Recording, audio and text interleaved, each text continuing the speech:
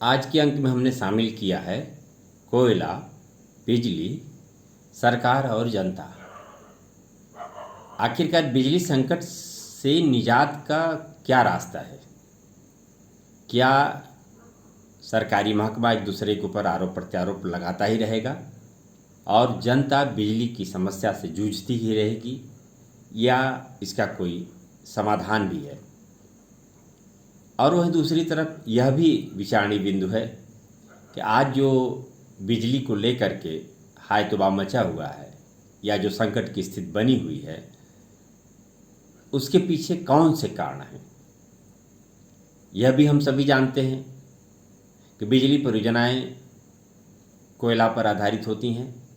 हालांकि इसके अलावा कुछ अन्य स्रोत भी हैं जिससे बिजली पैदा होती है, पर कोयला आधारित परियोजनाओं की संख्या अधिक है और उसी से बिजली उत्पादन भी अत्यधिक होता भी है। केवल हम यूपी की बात करते हैं, कोयला संकट पूरे देश में है और इसे किसी एक को जिम्मेदार ठहराना भी वाजिब नहीं हो सकता। सरकार यह कह करके भी नहीं बच सकती कि इसके लिए कोई और जिम्मेदार है। जो सरकार में है उसको इसकी जिम्मेदारी लेनी ही पड़ेगी, और यह कह करके भी कोई नहीं बच सकता कि पिछली सरकारों की देन है। आखिर कब तक यह बातें की जाती रहेंगी? केवल यूपी में 7 थर्मल परियोजनाएं ऐसी हैं जहां केवल 1 दिन का कोयला बचा है। 3 थर्मल परियोजनाएं कोयले के अभाव में बंद हो चुकी। संघ सरकार से जुड़े हुए मंत्री यह दावा करते हैं कि कोयला की कमी नहीं है। यह उनका विषय हो सकता है, लेकिन सरकारी वेबसाइटों पे जो आंकड़े उपलब्ध हैं उसे अगर हम देखते हैं तो थर्मल परियोजनाओं की स्थिति संतोषजनक नहीं है। जनता को इसके लिए सतर्क रहना होगा, समझना होगा।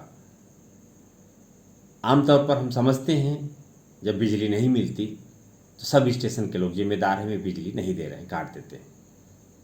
पर हमेशा ऐसा नहीं होता। बिजली का स्वभाव है जितनी बिजली पैदा होगी वह लोगों तक उपलब्ध कराई ही जाएगी, और बिजली पैदा नहीं हो रही है तो लोगों तक उसे उपलब्ध करा पाना संभव नहीं है, असंभव है। सीधी सी बात है, समझ लें कि जब बिजली उत्पादित होगी तभी लोगों को बिजली मिलेगी। यह स्टोर नहीं की जा सकती। जितनी बिजली पैदा होगी उतनी लोगों तक पहुंचेगी। ऐसा नहीं है कि बिजली पैदा हो रही है और लोगों तक उसे न दिया जाए। हम जानते हैं कि अब कौन सी परियोजना है जो कोयले के अभाव में बंद हो गई। भारतवर्ष के उत्तर प्रदेश प्रांत के सोनभद्र जिले में स्थित जेपी चुर्क जो सीमेंट फैक्ट्री है, वहाँ की इकाई जो बिजली उत्पादन करती थी वह कोयले के अभाव में ठप हो गई है। पूरे प्रदेश में 3 परियोजनाएं ऐसी हैं जो कोयले के अभाव में ठप हो गई।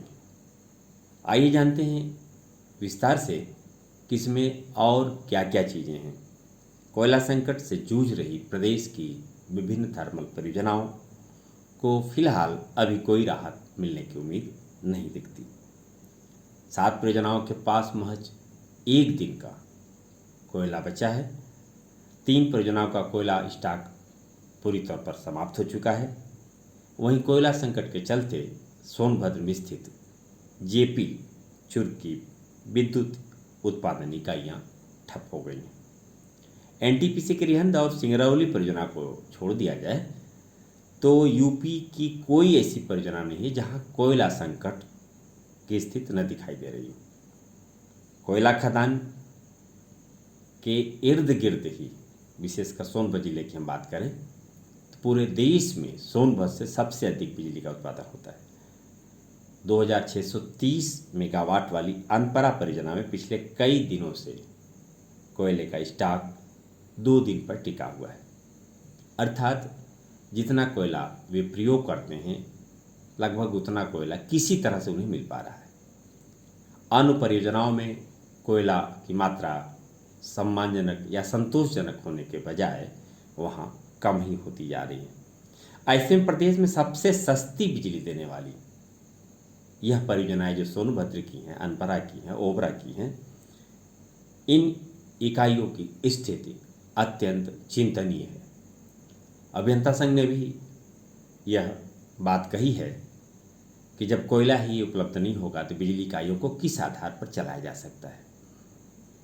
आम जनता को भी इस बात को समझने की जरूरत है कि बिजली परियोजना से जुड़े हुए कर्मचारी अधिकारी पूरे मनोयोग से कार्य करेंगे तो भी बिजली उत्पादन संभव नहीं है, क्योंकि कोयला ही उपलब्ध नहीं है। इसलिए आम जनता भी इस बात को समझे कि सब स्टेशन पर काम करने वाले अधिकारी या कर्मचारी इसके लिए दोषी नहीं है। कहीं कोई फॉल्ट है, बिजली है, लोगों को नहीं मिल पा रही है तो अलग विषय है, पर जब बिजली उत्पादित ही नहीं होगी तो लोगों तक कैसे बिजली उपलब्ध हो सकेगी।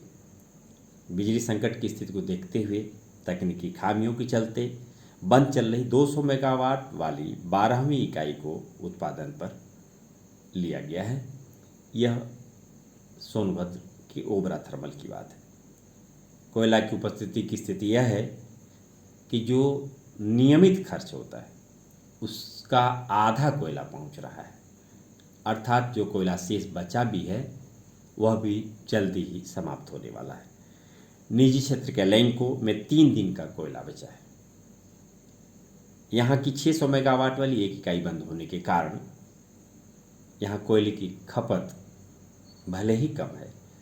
निजी क्षेत्र की 180 मेगावाट वाली जेपी चूर्क परियोजना, जिसमें 60 से 70 मेगावाट ही बिजली मिल पाती है, उससे भी उत्पादन ठप हो गया है। पीक आवर अर्थात शाम के समय में जब हर घरों में लाइटें जलती हैं, बिजली का उपयोग बढ़ जाता है। ऐसी स्थिति में महंगी बिजली खरीद कर सरकार लोगों को उपलब्ध करा रही है। यहाँ यह बात भी आम जनता को जानने की जरूरत है, ओबरा अनपरा जैसी थर्मल परियोजनाओं से जो सार्वजनिक क्षेत्र हैं उनसे सस्ती बिजली पैदा होती है, पर इन्हें कोयला उपलब्ध नहीं हो पा रहा है। क्यों? इसलिए कि जो कोयले की धनराशि बकाया है वह सरकार उपलब्ध नहीं करा रही है, जबकि इसके बदले में अन्य स्थानों से 2 या 3 रुपए में ओबरा अनपरा से बिजली पैदा हो जाती है, जो खर्च होता है प्रति यूनिट, जबकि वहीं दूसरी तरफ 19, 20, 21 रुपये प्रति यूनिट बिजली सरकार दूसरी जगह से खरीद रही है। बकाया अगर वह दे दे, कोल का बकाया चुकता कर दे तो लोगों को बिजली सस्ती मिलने लगे और इन थर्मल परियोजनाओं की जो स्थिति नाजुक हो गई है उसमें भी सुधार हो सकेगा। कोयला की आपूर्ति बढ़ नहीं रही है।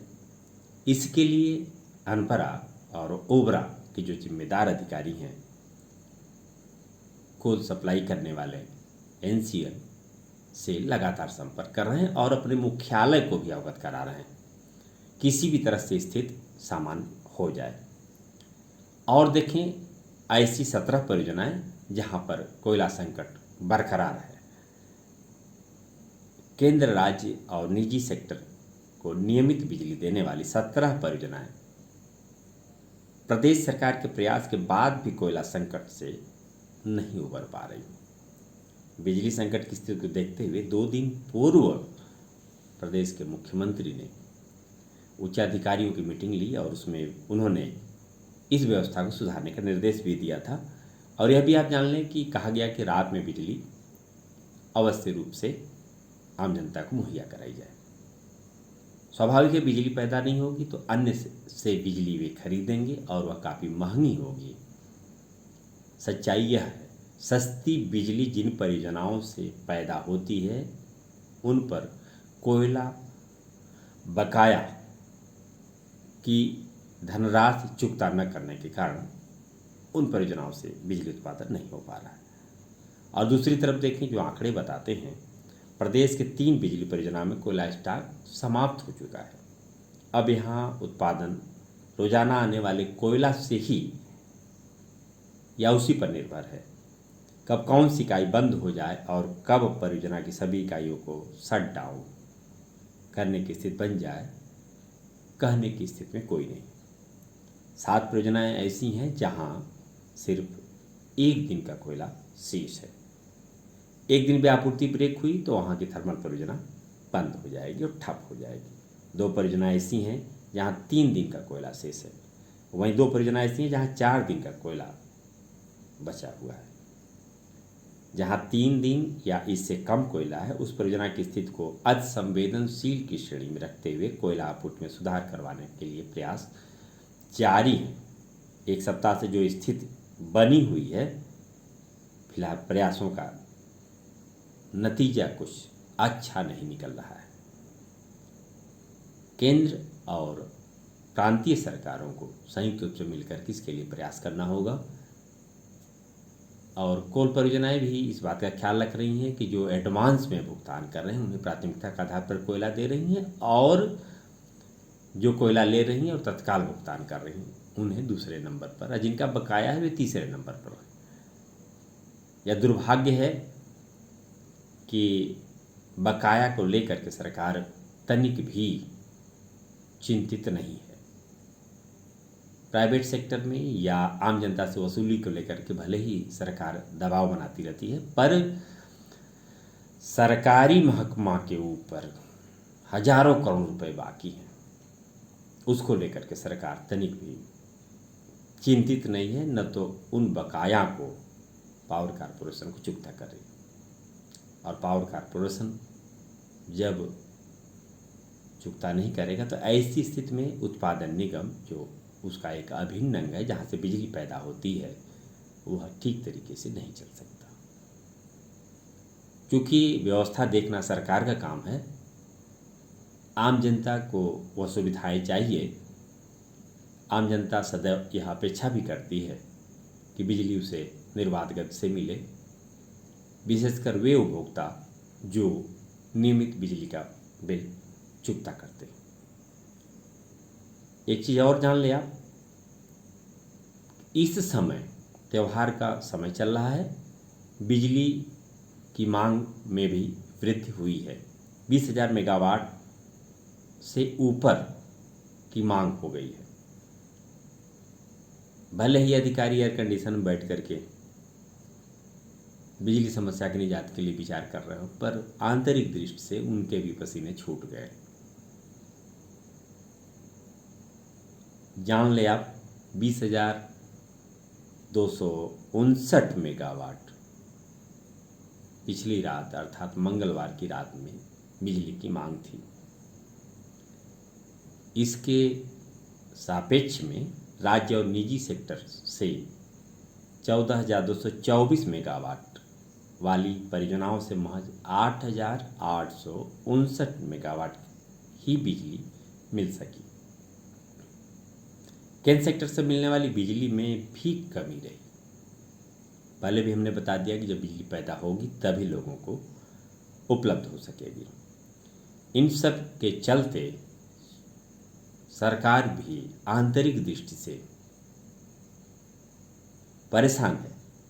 भले ही वह बाहर से यह दिखाने की कोशिश कर रही हो कि सब कुछ सामान्य है, पर बहुत कुछ अच्छा नहीं चल रहा है। जनता से हमारी विशेष अपेक्षा है कि इस बिजली के संकट में वह वास्तविक स्थिति से अवगत होती रहे। सामान्य सी बात, बिजली स्टोर नहीं की जा सकती। जितनी बिजली पैदा होगी वह लोगों तक पहुंचेगी। बिजली फॉल्ट के कारण भी नहीं पहुंचती, जिसके लिए तकनीकी दृष्टि से क्षेत्र में काम करने वाले लोग के ऊपर भार होता है, उत्तरदायित्व होता है। वे प्रयास भी करते हैं सुधरे, पर इन दिनों जो स्थिति है कि बिजली उत्पादित जितनी चाहिए उतनी हो ही नहीं रही है। ऐसी स्थिति में इसके लिए कोयला की कमी ही जिम्मेदार है। और हम उम्मीद करते हैं कि केंद्र सरकार और विभिन्न प्रांतीय सरकार आपस में सामंजस्य बैठा करके देश की जनता को पर्याप्त बिजली मुहैया कराने में समर्थ हो सकेंगी। बिजली आधारित विभिन्न औद्योगिक प्रतिष्ठानों को भी पर्याप्त बिजली मिल सकेगी, ताकि देश के विकास का पहिया लगातार चलता रहे, किसानों की समस्याओं का भी हल होता रहे, घरेलू जो बिजली उपभोक्ता हैं उन्हें भी बिजली की किल्लत से निजात मिल सके। जय हिंद, जय भारत।